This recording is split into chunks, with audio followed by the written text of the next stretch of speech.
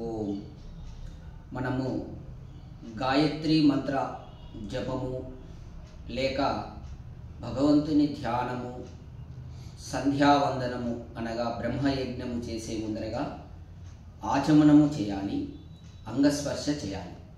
చేసినప్పుడు మనం చేసేటటువంటి జపము కానీ సంధ్యావందనం కానీ మనకు మంచి ప్రయోజనాలు తొందరగా సిద్ధి కలుగుతాయి. చూడండి, ఇప్పుడు ఆచమన క్రియ ఎలా చేయాలి అనేది, అంగస్పర్శ క్రియ ఎలా చేయాలి అనేటటువంటిది వేదమంత్రములు మహర్షి దయానంద సరస్వతి వైదిక దినచర్యలో చెప్పిన విధంగా మీకు చూపిస్తున్నాము.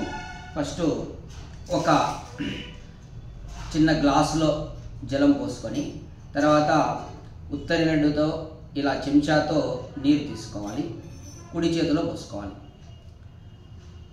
3 సార్లు ఈ విధంగా ఆచమనం చేయాలి. ఫస్ట్ చూడండి, ఓం అమృతో ఉపస్తరణమసి స్వాహ తాగాలి.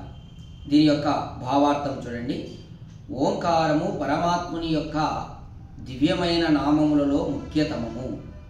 అమృత అనగా మృత్యువును తొలగించి సుఖము నొసగుజాలు ఓ జలమా, ప్రాణికోటికి ఆశ్రయ ప్రదాతవు అగుచున్నావు అను నా ఈ తర్వాత స్వాహ అనగా సత్యార్థోపేతము అగుగాక, అంటే ఈ జలము నాకు అమృతమగుగాక. ఓం అమృత అపిదానమసి స్వాహ. రెండవ మంత్రం, అమృత అనగా అమృతాత్మకమగు ఓ జలమా, అపిదానం సకల జగత్తునకు జవసత్వములను ఒసంగి పోషించుదానవు అసి అగుచున్నావు.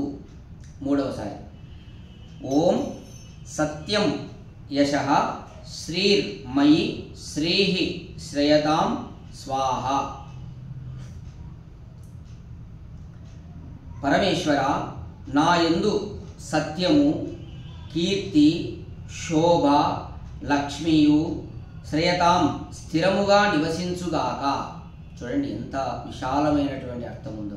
ఇవన్నీ మనం ప్రార్థన చేస్తున్నాం పరమేశ్వరుని. తర్వాత ఇలా కొద్దిగా చేయిని కడిగేసి ఎడమ చేతిలో పోసుకోవాలి. ఆచమన మంత్రములు అయిపోయినాయి. ఇప్పుడు అంగస్పర్శ మంత్రములు. అంగములు అంటే మన శరీర అవయవాలు. ఓం వాంగ్మ ఆస్యే అస్తు. ఇలా మధ్య వేలు ఉంగరపు వేలుతో పెదవులను సృష్టించాలి. అర్థం చూడండి, పరమాత్మ నా యొక్క నోటి యందు వాక్కు ఇంద్రియము మాటలాడే శక్తి స్థిరముగా ఉండుగాక. నెక్స్ట్, ఓం నసోర్మే ప్రాణో అస్తు. ముక్కు. భావార్థం చూడండి, ఓ పరమేశ్వర, నా యొక్క నాసికా రంధ్రముల యందు ప్రాణవాయువు అనగా ఊపిరి పీల్చుకోను శక్తి స్థిరముగా ఉందుగాక. ఓం అక్ష్ణోర్మే చక్షురస్తు. కన్నులను. ఓ పరమేశ్వర, నా యొక్క నయనముల యందు అనగా చక్షురింద్రియముల యందు చూడగల శక్తి స్థిరముగా ఉండుగాక. ఓం కర్ణయోర్మే శ్రోత్రమస్తు. చెవులను. ఓ పరమేశ్వర, నా యొక్క శృతి పుటముల యందు శ్రవణేంద్రియము అనగా వినగల శక్తి స్థిరముగా ఉండుగాక. ఓం బాహోర్మే బలమస్తు. ఓ పరమేశ్వర, నా యొక్క భుజముల యందు బలము స్థిరముగా ఉండుగాక. ఓం ఊరోర్మ ఓజో అస్తు. ఇక్కడ తొడల యందు.